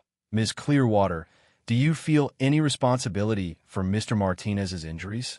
I feel sorry that he was hurt, but I was exercising my constitutional rights. I can't be held responsible for every consequence of standing up for my principles. The callousness of Linda's response, describing Robert's preventable injuries as an unfortunate side effect of her principled stand, left the courtroom in stunned silence. Even Linda's own attorney looked like he wanted to crawl onto the defense table. Marcus's closing argument was a desperate attempt to salvage something from the wreckage of Linda's testimony. Ladies and gentlemen, my client made mistakes, but her intentions were good. She was trying to protect the environment and defend constitutional rights. Punishing someone for standing up for their beliefs sets a dangerous precedent. But Diana Walsh's closing was devastating in its moral clarity. This case isn't about constitutional rights or environmental protection. It's about Linda Clearwater's decision to prioritize her personal agenda over Robert Martinez's life. She was told repeatedly that an elderly man was trapped in a burning house. She understood the emergency. She chose to let him suffer rather than step aside. That's not principled activism. That's callous indifference to human life. The jury deliberated for less than 2 hours. When they returned, the foreman's voice was steady and clear. We find in favor of the defendants on all counts. We further find that the plaintiff's lawsuit was frivolous and award damages to the Phoenix Fire Department in the amount of $1.8 million. Linda sat in stunned silence as Judge Martinez delivered additional commentary that would be quoted in legal journals for years to come. Ms. Clearwater, your actions represent a fundamental misunderstanding of how constitutional rights work in a civilized society. Your rights end where others' safety begins. You nearly caused a man's death through your selfishness, and then had the audacity to sue the people who saved him. This court finds your behavior reprehensible. As Linda left the courthouse to a chorus of boos from the crowd gathered outside, she was no longer just the most hated person in Phoenix. She was a national symbol of activist overreach and narcissistic entitlement. The trial had transformed her from an environmental advocate into a cautionary tale about what happens when ideology overrides basic human decency. The woman who had entered the courthouse, believing she would vindicate her constitutional rights, had instead created legal precedent that would be used to prosecute similar cases for decades to come. Her moment of principled resistance had become a masterclass in how not to conduct civil disobedience, and her name would forever be associated with the question: how could someone prioritize a protest over a human life? The gavel fell at 4:17 p.m. on August 23rd, and with it, Linda Clearwater's world collapsed completely. The jury's verdict wasn't just a legal defeat. It was a total repudiation of everything she believed about herself as a principled activist fighting government overreach. The $1.8 million judgment in favor of the Phoenix Fire Department was just the beginning of consequences that would reshape every aspect of her life. Outside the courthouse, the scene was unlike anything local reporters had witnessed for a civil trial. Over 200 people had gathered, mostly supporters of the fire department and critics of Linda's actions. As she emerged with Marcus, the crowd erupted in boos and chants of "Fire Truck Karen" that could be heard for blocks. Someone had brought a sign reading "Constitutional rights don't include blocking ambulances," and it was held high above the crowd for the news cameras. Captain Sarah Chun, surrounded by fellow firefighters and union representatives, gave a brief statement to the media that was both professional and pointed. This verdict sends a clear message that interfering with emergency responders will have serious consequences, she said. We hope this case prevents similar incidents in the future and protects both emergency workers and the people we serve. But the civil judgment was only the first phase of Linda's legal reckoning. The criminal charges she had been facing throughout the civil trial were still pending, and the guilty verdict in the civil case had strengthened the prosecution's position significantly. District Attorney Maria Rodriguez announced that the state would seek the maximum penalty allowed under Arizona law. Ms. Clearwater's actions endangered a human life and interfered with emergency services, Rodriguez told reporters. The civil verdict confirms what we've argued all along. This wasn't protected protest activity, it was criminal behavior that nearly resulted in a preventable death. The criminal trial, held 6 weeks after the civil verdict, was a much shorter affair. Linda's own livestream footage and deposition testimony from the civil case provided overwhelming evidence of her guilt. The jury convicted her on all charges: interference with emergency services, reckless endangerment, and disorderly conduct. Judge Robert Chun, no relation to Captain Sarah Chun, sentenced Linda to 18 months in state prison, 3 years of probation, 500 hours of community service at the Maricopa Medical Center burn unit, and mandatory counseling for what the court psychologist had diagnosed as narcissistic personality disorder. Additionally, she was ordered to pay $147,000 in restitution to cover Robert Martinez's medical expenses not covered by insurance. Ms. Clearwater, your actions on October 22nd were not those of a principled activist, Judge Chun said during sentencing. They were the actions of someone whose ego and need for attention were more important than an elderly man's life. This sentence reflects not only punishment for your crimes, but a requirement that you confront the consequences of your behavior. The community service requirement at the burn unit was specifically designed to force Linda to witness firsthand the consequences of delayed emergency response. Dr. Jennifer Walsh, who had testified in both trials, supported the unusual sentence component. Working with burn victims will give Ms. Clearwater direct exposure to what happens when emergency care is delayed, she explained. It's an appropriate way to educate her about the real-world impact of her actions. Linda's first day at the burn unit was a devastating reality check. She was assigned to work with Maria Santos, a volunteer coordinator who happened to be Robert Martinez's neighbor. The same Maria Santos who had called 911 and watched helplessly as Linda blocked the fire truck. The irony was intentional and painfully effective. I want you to understand something, Maria told Linda during her orientation. Every patient in this unit represents someone who suffered because emergency help was delayed or inadequate. Your job here is to help them recover from experiences similar to what you put Mr. Martinez through. Linda's first patient assignment was a 45-year-old construction worker named Jose Ramirez who had suffered severe burns in an industrial accident. His recovery had been complicated by delayed emergency response due to traffic congestion, and his injuries were remarkably similar to Robert Martinez's. Working with Jose forced Linda to confront the human cost of delayed emergency care in ways that all the legal testimony hadn't. The doctors say if the ambulance had reached me 10 minutes sooner, I wouldn't need skin grafts, Jose told Linda during one of their sessions. 10 minutes. That's all it would have taken to change my entire life. The parallel to Robert Martinez's situation was impossible to ignore. Linda found herself face-to-face with the real consequences of delayed emergency response, personified in patients who were suffering through preventable complications because help hadn't arrived quickly enough. For the first time since the incident, she began to understand what her actions had actually meant. Meanwhile, the financial consequences of her legal battles were destroying Linda's comfortable lifestyle. The $1.8 million civil judgment, combined with legal fees that had exceeded $300,000, forced her and David to declare bankruptcy. Their Desert Ridge home went into foreclosure, and they were forced to move into a small apartment in a much less affluent part of Phoenix. Linda's consulting business had completely collapsed during the legal proceedings. No nonprofit organization wanted to be associated with someone who had become nationally synonymous with callous disregard for human life. The Fire Truck Karen nickname had followed her across the internet, making her unemployable in her chosen field. David finally filed for divorce after 18 months of social isolation, financial ruin, and watching his wife's inability to accept responsibility for her actions. "I can't live with someone who still believes she did the right thing," he told Linda during their final conversation.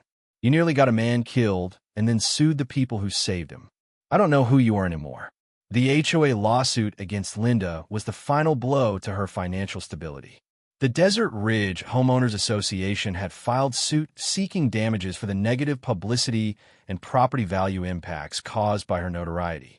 The case was settled for $85,000, money Linda didn't have and would be paying off for years. But perhaps the most devastating consequence was Linda's complete isolation from the activist community she had once considered her professional and social home. Environmental groups, civil rights organizations, and progressive political movements had all disavowed her actions and banned her from their activities. Her name had become toxic to any cause that relied on public sympathy and support. Margaret Sullivan, who had been Linda's closest ally in the environmental movement, published an open letter in the Arizona Republic that captured the broader activist community's feelings. "Linda Clearwater doesn't represent our values or our methods. True environmental activism is about protecting life, not endangering it. She has damaged our movement's credibility and betrayed everything we stand for." The psychological counseling mandated by the court proved to be the most challenging aspect of Linda's sentence. Dr. Michael Stone, a specialist in narcissistic personality disorders, forced her to confront the thought patterns that had led to her actions. The process was painful and often unsuccessful, as Linda struggled to accept that her behavior had been fundamentally wrong rather than simply misunderstood. Linda exhibits classic narcissistic thinking patterns, Dr. Stone reported to the court after 6 months of treatment. She continues to view herself as the victim of injustice rather than accepting responsibility for nearly causing someone's death.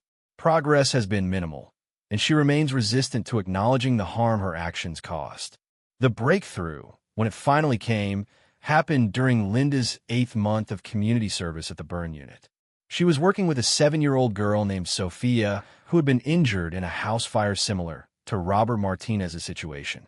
Sophia's burns were healing well because emergency responders had reached her quickly, but she was struggling with nightmares about being trapped and waiting for help.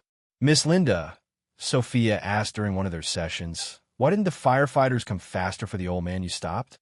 Didn't you know he was scared like I was?"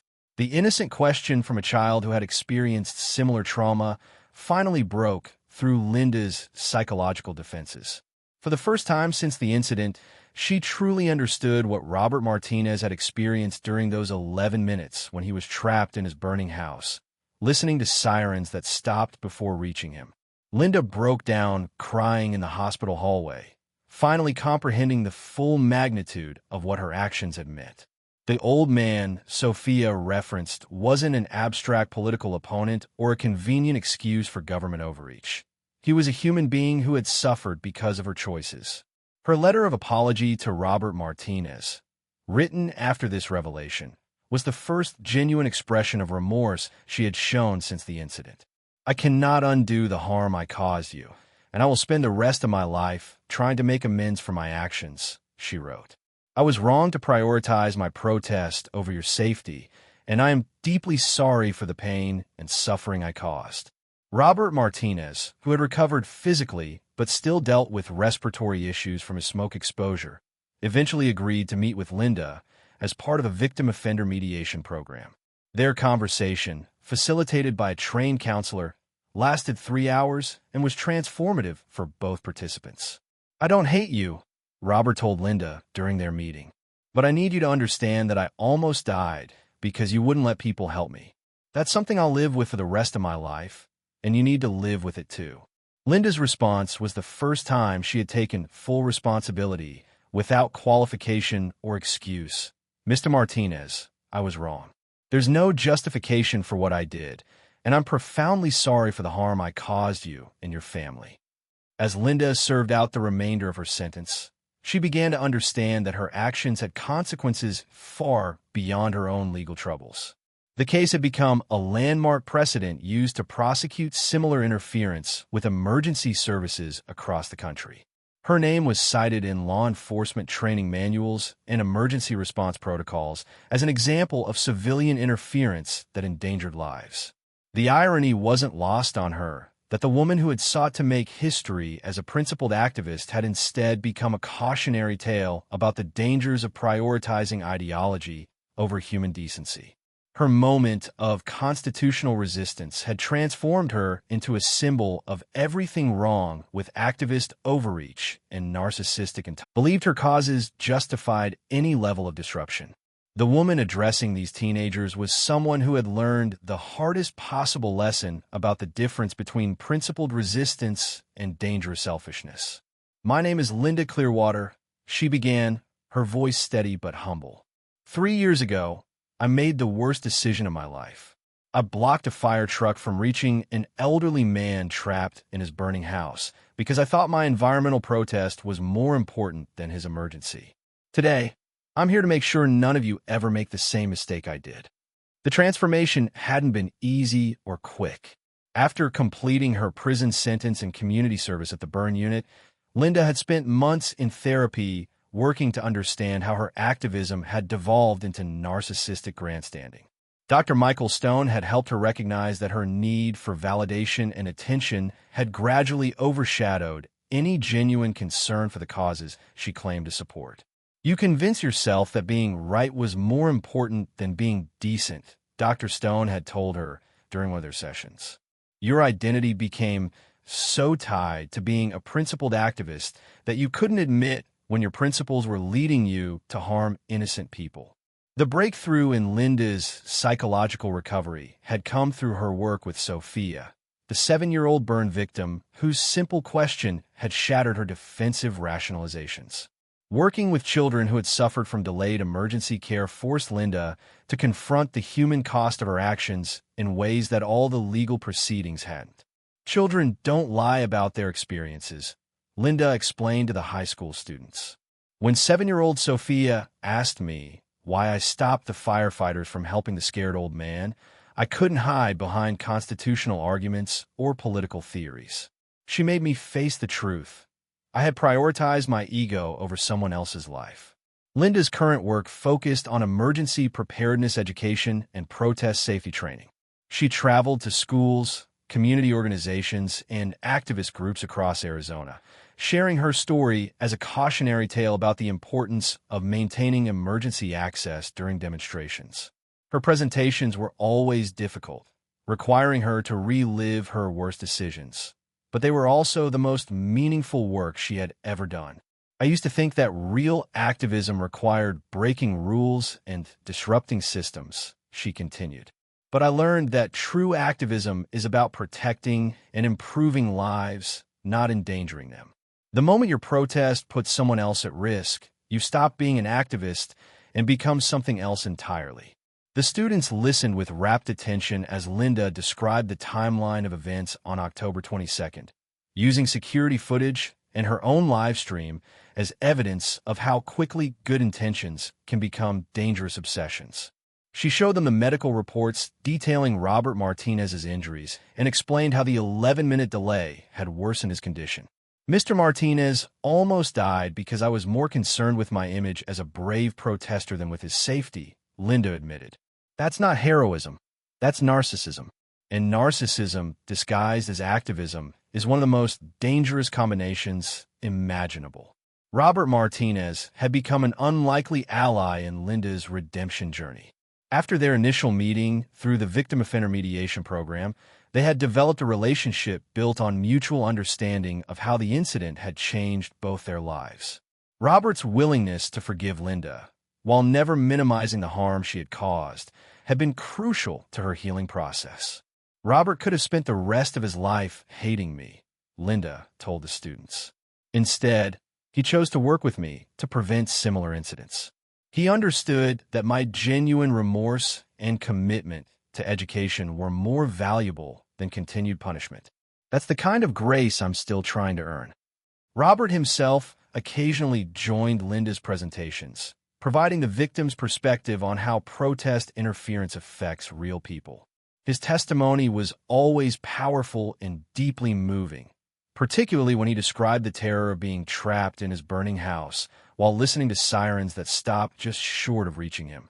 "I don't want anyone else to experience what I went through," Robert would tell audiences. "But I also don't want anyone to become what Linda became, someone so focused on their cause that they forget about basic human decency. We both learned important lessons from this tragedy, and sharing those lessons is how we honor the suffering it caused." Captain Sarah Chun had also become an advocate for Linda's educational work, recognizing that her genuine transformation could prevent similar incidents. Chun often appeared with Linda at emergency services training conferences, where they discussed protocols for dealing with protest interference and civilian obstruction of emergency vehicles. Linda has done more to repair the damage she caused than anyone thought possible, Margaret had written in a follow-up letter to the Arizona Republic. That doesn't excuse what she did, but it shows that people can change if they're willing to confront their mistakes honestly. Her educational work has probably prevented more emergency interference incidents than any legal penalty could have. Linda's presentation to the high school students concluded with a practical demonstration of proper protest protocols around emergency scenarios. She showed them how to organize demonstrations that maintained clear emergency access routes, how to respond when emergency vehicles approach protest areas, and most importantly, how to distinguish between principled civil disobedience and dangerous interference with public safety. Real civil disobedience targets unjust laws and accepts legal consequences, she explained. What I did wasn't civil disobedience. It was just selfishness disguised as principle. Martin Luther King Jr. never blocked ambulances. Gandhi never prevented firefighters from reaching people in danger. True activists understand that their cause must serve humanity, not endanger it. The students' questions were thoughtful and challenging. One senior asked how activists could balance the need for disruptive protest with public safety concerns. Linda's answer reflected years of painful self-reflection and genuine learning. You ask yourself a simple question: am I doing this to help people or to make myself feel important? She replied. If your honest answer is that you're more concerned with your image as a brave activist than with the welfare of others, then you need to step back and reconsider your methods. The moment protest becomes about your ego rather than your cause, you've already lost the moral authority to continue. Another student wanted to know if Linda regretted becoming involved in environmental activism altogether. Her response showed how thoroughly she had processed the distinction between legitimate advocacy and narcissistic grandstanding. I regret how I practiced activism, not activism itself, Linda said. Environmental protection is still critically important, but I learned that effective activism requires humility, empathy, and respect for others, qualities I had lost in my pursuit of being seen as a fearless advocate. You can fight for important causes without endangering innocent people. In fact, you must. As the presentation ended, several students approached Linda with follow-up questions and comments. Many expressed appreciation for her honesty about her mistakes and her willingness to use her worst moment as a teaching tool. One student, whose father was a paramedic, thanked Linda for helping him understand why emergency vehicle access was so critically important. My dad always talks about how every second matters in emergency response, the student said. But hearing your story and Mr. Martinez's experience makes it real in a way that abstract discussions never could. Thank you for being honest about what you did wrong. These interactions were both humbling and healing for Linda. Each conversation reminded her that her suffering and shame could serve a purpose if they prevented others from making similar mistakes. The teenager's acceptance of her message, despite knowing about her past actions, suggested that genuine remorse and educational commitment could eventually lead to a form of redemption. Linda's work had expanded beyond Arizona to include national conferences on emergency preparedness and activist responsibility. Her presentations were always well attended, partly due to curiosity about the infamous fire truck Karen, but increasingly because of recognition that her message was both important and unique. There aren't many people willing to stand up and say, I was completely wrong about something that nearly killed someone, noted Dr. Rebecca Walsh, who had organized several conferences where Linda spoke. Her willingness to be vulnerable about her mistakes makes her an unusually effective educator. People listen because they know she's not trying to justify her actions. She's trying to prevent others from repeating them. The relationship between Linda and the Phoenix Fire Department had evolved from adversarial to collaborative. Captain Chun, now promoted to battalion chief, occasionally worked with Linda on training scenarios and educational programs. Their partnership sent a powerful message about the possibility of redemption and the importance of learning from past mistakes. Linda's transformation doesn't erase what she did, Chief Chun explained during one joint presentation. But it shows that people can change if they're willing to do the hard work of confronting their failures. Her educational efforts have probably saved more lives than her original actions endangered, and that matters. Perhaps the most meaningful aspect of Linda's redemption was her ongoing relationship with Robert Martinez and his family. What had begun as victim-offender mediation had developed into a genuine friendship based on mutual respect and shared commitment to preventing similar incidents. Robert, now 75 and still dealing with respiratory issues from his smoke exposure, had become one of Linda's strongest supporters in her educational work. His willingness to appear with her at presentations provided powerful testimony about the possibility of forgiveness and the importance of learning from tragedy. Linda can't give me back my health or undo the trauma of that day, Robert often told audiences. But she can help ensure that no one else experiences what I went through. That's not justice in the traditional sense, but it's something more valuable. It's prevention. And prevention is always better than punishment after the fact. Linda's story had become a case study in multiple academic disciplines. Psychology professors used her case to discuss narcissistic personality disorders and the process of genuine behavioral change.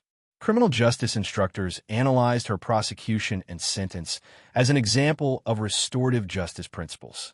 Emergency management programs studied her incident as a landmark case in civilian interference with emergency services. But beyond academic analysis, Linda's transformation represented something profoundly human. The possibility that people could acknowledge their worst mistakes, accept responsibility for terrible consequences, and commit their lives to preventing similar harm. Her journey from narcissistic activist to humbled educator demonstrated that redemption was possible, even after causing nearly irreparable damage. As Linda packed up her presentation materials after the high school visit, she reflected on how different her life had become from her days as a self-appointed environmental crusader. The comfortable certainty of always being right had been replaced by the harder wisdom of knowing she could be catastrophically wrong. The social media validation and activist celebrity had given way to quiet, difficult work that actually helped people. I used to think activism meant never backing down, never admitting mistakes, never showing weakness, she mused to Robert during one of their regular coffee meetings. I've learned that real activism requires exactly the opposite. The humility to admit when you're wrong, the courage to accept consequences, and the strength to spend your life making amends. Robert nodded, stirring his coffee slowly. You know what I think about sometimes? That day when I was trapped in my house, I could hear the sirens getting closer. For a few minutes, I thought help was coming. Then they stopped, and I didn't understand why. Now I know it was because you thought your protest was more important than my life. Linda waited for the familiar stab of shame and regret that always accompanied these reminders of her actions. But here's what I also know, Robert continued. You've probably prevented more people from experiencing what I went through than any law or punishment could have. That doesn't make us even. Nothing can do that. But it makes your life meaningful in a way it wasn't before. Sometimes the worst things we do can become the foundation for the best things we become. Linda smiled through tears, understanding that Robert had just given her the greatest gift possible. Not absolution for her past actions, but purpose for her future ones. The woman who had once blocked a fire truck had found redemption not by defending her indefensible choices, but by dedicating her life to ensuring that no one else would make the same catastrophic mistake. Her story had become a modern fable about the dangers of confusing self-righteousness with righteousness, activism with narcissism, and principles with obstinacy. But more importantly, it had become a testament to the possibility that even our worst failures could be transformed into meaningful service to others. Linda Clearwater would never escape the consequences of those 11 minutes when she prioritized her protest over Robert Martinez's life. But she had learned to carry those consequences in a way that honored both the harm she had caused and the lives she was now working to protect. In a world full of people convinced of their own righteousness, she had become something rarer and more valuable. Someone humble enough to learn from her mistakes and courageous enough to share those lessons with others. The fire truck she had once blocked could never be unblocked. But every emergency vehicle that now moved freely through protests organized with her safety protocols represented a small victory over the destructive pride that had once defined her. It wasn't the redemption she had once thought she deserved, but it was the redemption she had earned through years of difficult, honest work to become better than she had been. And sometimes, that kind of earned redemption is the most meaningful justice of all. S. case became a landmark precedent for prosecuting interference with emergency services, Chin explained during these presentations. But prosecution after the fact doesn't undo the harm to victims. Education and prevention are much more effective tools for protecting both emergency responders and the people we serve. The legal ramifications of Linda's case had indeed spread far beyond Arizona. Her conviction had been cited in dozens of similar cases across the country, and her live-stream footage was now used in law enforcement academies as a training example of how civilian interference can escalate into life-threatening situations. More importantly, Linda's case had prompted legislative changes in several states that strengthened penalties for interfering with emergency vehicles and clarified the legal boundaries of protest activities near emergency scenes.